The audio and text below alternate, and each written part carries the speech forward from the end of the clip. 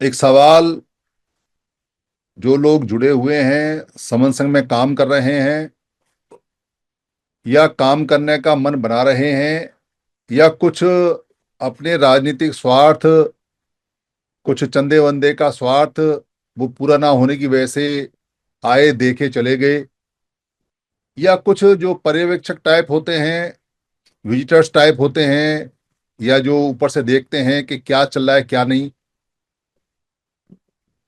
उनका एक सवाल आता है। और वो सवाल आता है, समन संघ का मालिक कौन। सवाल मन में भी रहता है और सवाल कई बार बाहर भी निकल के आता है। अधिकतर ये सवाल समन संघ की सभाओं के टेंट के पीछे रहता है। मतलब लोग जो चर्चा करते हैं समन संघ की संगति में नहीं पूछते, पोर्टल पर नहीं पूछते, पर पीछे इसकी बातें चलती रहती हैं। इससे बड़ा नुकसान होता है, क्योंकि लोग खुल के सवाल करें तो समन संघ खुल के जवाब दे।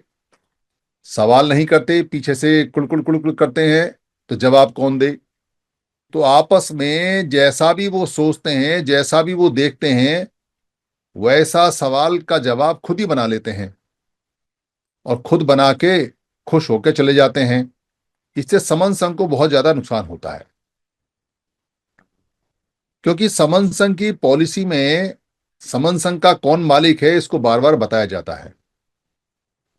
पर लोग मालिक के बारे में पूछते क्यों हैं, क्या कारण है।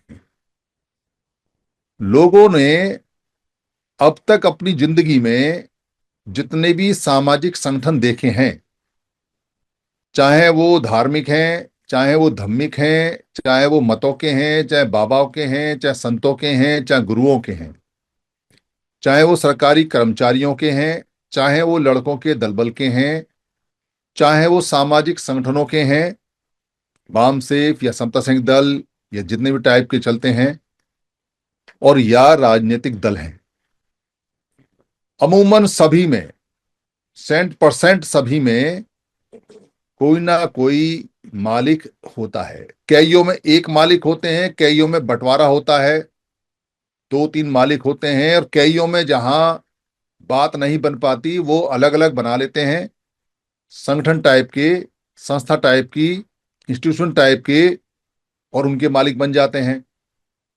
पर मालिक आपको सब जगह मिलेंगे। इसलिए हमारे जितने भी समन लोग हैं, उनके दिमाग में एक बात चलती है कि अगर कोई लोग इकट्ठे हो रहे हैं और कहीं कोई इकट्ठे होने की बात हो रही है तो मालिक जरूर होगा। और वो यहां तक भी कहते हैं कि अगर मालिक नहीं है तो चलेगा कैसे।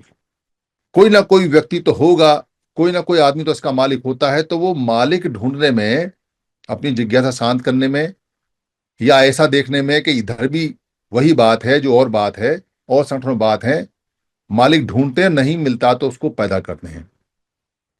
वो ये भूल जाते हैं कि संघों की जो प्रोसेस है, संघों की जो प्रक्रिया है, संघों का जो काम करने का तरीका है, जो उसके नियम होते हैं, उनके अंदर संघ ही संघ का मालिक होता है। वो व्यक्ति पे आधारित नहीं होते। वो लोगों के, दो चारों के, जो काउंसिल टाइप की होती है या कैबिनेट टाइप की होती है, उनके ऊपर आश्रित नहीं होते, उनके ऊपर आधारित नहीं होते, उनके ऊपर डिपेंड नहीं होते। पूरा का पूरा संघ खुद अपना मालिक होता है, और संघ में काम करने वाले लोग उसकी अथॉरिटी लेते हैं और उस अथॉरिटी से संघ को आगे बढ़ाते हैं। और ये अथॉरिटी उन्हें संघ ही देता है जब संघ की सभा लगती है। ये बात उनके जहन में, दिमाग में नहीं आती। और उनका भी दोष नहीं है। ऐसा नहीं है कि वो इसको समझना नहीं चाहते या देखना नहीं चाहते, उनके दिमाग में ये बात कभी आई ही नहीं। और उन्होंने जो संघ का प्रोसेस पुराने धार्मिक संघ में चलता था वो भी नहीं स्टडी किया, और जो भारत में संघ चलता है वो भी नहीं देखा कि वो कैसे चलता है कैसे नहीं चलता है। बस अपने छोटे छोटे जो गली मोहल्ले के संगठन टाइप के हैं, या कोई छोटा मोटा बड़ा सा संगठन है, वही देखे और उनमें मालिक देखे।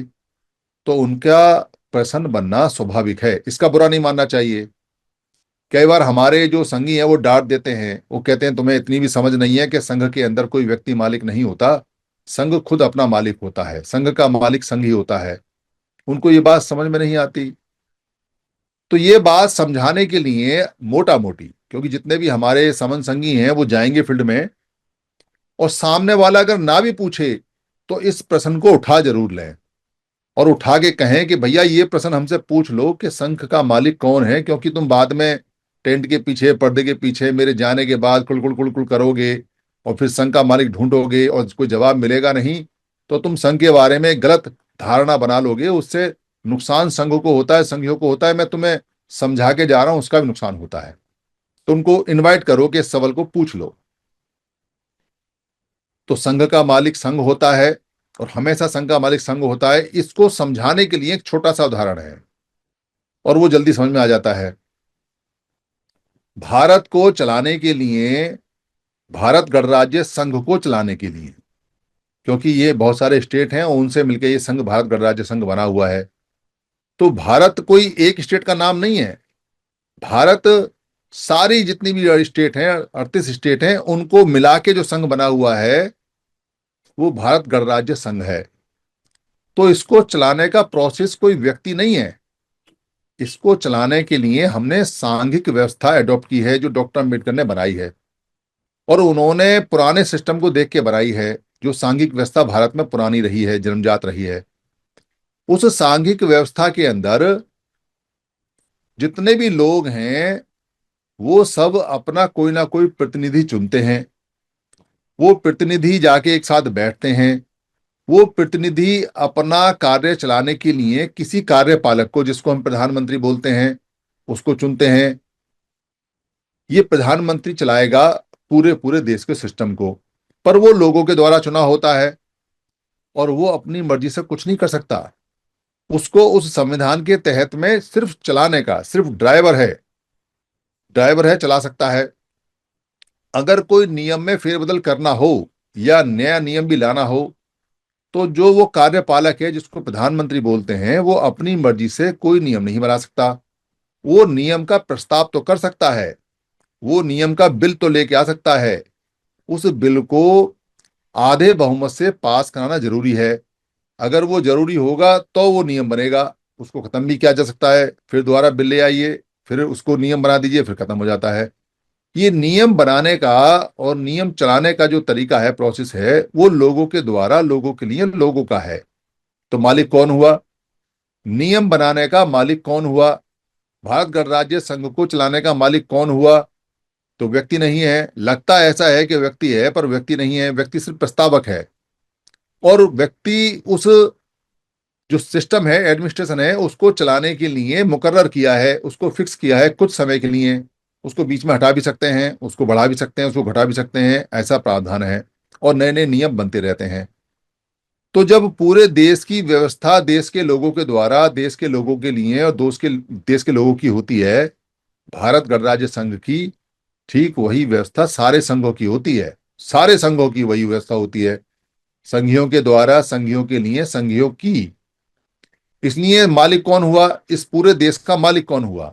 इस पूरे देश का मालिक कोई एक व्यक्ति नहीं हो सकता, कभी जिंदगी में भी, कभी भी नहीं हो सकता। इस पूरे देश के मालिक देश के हर आदमी हैं, चाहे वो सत्ता में है या नहीं है, चाहे वो नियम बना रहा है या नहीं है, चाहे उसने पक्ष में बहुमत डाला है, अपना वोट डाला है, या विपक्ष में डाला है, पर वो भारत का नागरिक है और भारत के इस भारत गणराज्य संघ का हिस्सेदार है। इसीलिए जितने भी संघ होते हैं उनका मालिक संघ ही होता है, ऐसा उसको समझा सकते हैं। और अगर इतनी भी बात समझ में ना आए तो उससे पूछो, क्या डॉक्टर अंबेडकर को मानते हो? बुद्ध को तो छोड़ दो, क्योंकि बुद्ध को तो लेके आओगे तो वो कहेगा कि धर्म की बात बता रहे हैं, धार्मिक बता रहे हैं, क्योंकि धार्मिक संघ का भी नियम वही था। आप डॉक्टर अंबेडकर की बात पकड़ो। तो डॉक्टर अंबेडकर को अगर मानते हो तो उनके संविधान को मानते हो, और अगर उनके संविधान को मानते हो तो वो भारत गणराज्य संघ का संविधान है और उसका ही ये नियम है। और वही नियम हम यहाँ समर संघ में चलाते हैं, कोई और नियम नहीं चलाते। वही नियम के हिसाब से चलता है जो पुराना नियम है, और वही नियम से हम यहाँ चलाते हैं। इस हिसाब से संघ का मालिक संघ होता है। इस सवाल को बार बार बताते रहना चाहिए। कई बार क्या होता है, जो संघ के विरुद्ध खड़ा हुआ है, या जिसका अपना कोई संगठन है, या जिससे कहीं हमारी तनातनी हो गई है, या जो यहाँ आया बुद्धि विलास करने के लिए, उसको संघ के लोगों ने लताड़ दिया, उसको कह दिया तू यहाँ टाइम खराब कर रहा है, तेरे को अक्ल नहीं है, समझ नहीं है, कुछ भी हो सकता है। या उसके पसंद का उसको जवाब दे दिया, उसको उम्मीद नहीं थी तो उसको बुरा लग जाए। ऐसे बहुत सारे लोग हो सकते हैं। ऐसे लोग क्या करते हैं, वो संघ के मालिक को ढूंढने के चक्कर में, जो व्यक्ति संघ में ज्यादा काम करता है, जिस क्षेत्र में ज्यादा काम करता है, जिस स्टेट में ज्यादा काम करता है, जो सबसे ज्यादा अपना तन मन धन इसमें लगाता है, या जिसकी सबसे ज्यादा वक्तव्य आते हैं या वीडियो आते हैं, या जिसका चेहरा दिखाई देता है वीडियो में, या जिसकी बात दिखाई देती है, या जो इनिशिएशन लेता है, ऐसा व्यक्ति कहीं भी हो सकता है, किसी स्टेट में, किसी जिले में, किसी गांव में, किसी उसमें, वो उसी को जानबूझ के संघ को नुकसान करने के लिए जानबूझ के उसको संघ का मालिक डिक्लेयर करने की कोशिश करते हैं। ऐसी अगर कोई कोशिश की जाए तो उस कोशिश को खंडन करना है, पूरी ताकत लगा खंडन करना है। क्यों करना है? क्योंकि अगर संघ में कोई व्यक्ति को हाईलाइट किया जाएगा, या कोई व्यक्ति को बहुत आगे बढ़ाया जाएगा, या किसी व्यक्ति के नाम को लिया जाएगा, तो वो संघ का दुश्मन है, वो संघ घात है। संघ ही ये काम नहीं करेगा, पर बाहर वाले को हम रोक नहीं सकते, तो उसका पुरजोर हमें विरोध करना चाहिए कि तुमको अभी संघ की समझ नहीं है, तुमको केवल संगठन की समझ है, क्योंकि तुम पूरी जिंदगी रहे ही संगठन में हो। इसलिए तुम मालिक मालिक ढूंढते रहते हो, और तुम अपने अध्यक्ष को मालिक मानते हो, और वही मालिक तुम्हारा बेड़ा गर्क कर देता है। भारत के 29 लाख धार्मिक संगठन हो, धार्मिक संगठन हो, मतक हो, गुरुओं के हो, संतों के हो, राजनीति के हो, चाहे सामाजिक हो, चाहे लड़कों के दलबल हो, चाहे सरकारी कर्मचारियों के हो, या अन्य प्रकार के फाइनेंस वगैरह के कैसे भी संगठन हो, मैं यहाँ गारंटेड आपको कह सकता हूं कि उन सबका बेड़ा गर्क करने में उनके मालिकों का हाथ है। अगर वो मालिक ना बनते तो संगठनों के टुकड़े ना होते, और संगठनों के टुकड़े ना होते तो सामाजिक रूप रचना हमारी सांघिक बहुत पहले बन चुकी होती। कई बार कोशिश हुई है पर बन नहीं पा रही है, क्योंकि लोग इकट्ठे बाद में होते हैं, मालिक पहले बन जाते हैं। एक समन संघी ऐसा है जो ये कहता है कि यहाँ बाय द संघ फॉर द संघ ऑफ द संघ की पॉलिसी चलती है, जो हमारी पुरानी है, और इसके 10 नियम में इसको लॉक करके लिखा हुआ है। और एक नियम उसके अंदर है, सांघिक जो संघादिशेष होता है वो यहाँ चलता है, संघ का ही आदेश चलता है, किसी व्यक्ति का या व्यक्तियों को समूह का आदेश नहीं चलता। वो कार्यपालक हो सकते हैं, वो एग्जीक्यूटिव हो सकते हैं, वो काम को चलाने वाले कमेटी में हो सकते हैं, पर उनकी सबकी जवाबदेही संघ के प्रति होती है, किसी व्यक्ति के प्रति नहीं होती। कोई व्यक्ति उनसे रिपोर्ट ले सकता है, उसको मुकर्रर किया जा सकता है, पर होलसेल जो मालिक होता है वो पूरा पूरा संघ ही होता है। संघ जब चाहे जैसे चाहे किसी भी व्यक्ति को काम पे लगा सकता है, और किसी भी व्यक्ति को काम से हटा सकता है। कोई भी व्यक्ति सांघिक आदेश से बड़ा नहीं होता। ये उनको समझाना है, ये उनको बताना है, इससे हमारे बहुत सारी समस्याएं हल हो जाएंगी। मेरी किसी वक्तव्य में अगर कहीं कोई कड़वी बात लगी हो, किसी को लगी हो, तो मैं संघ से हाथ जोड़ के माफी मांगता हूँ। संघ मुझे माफ करे।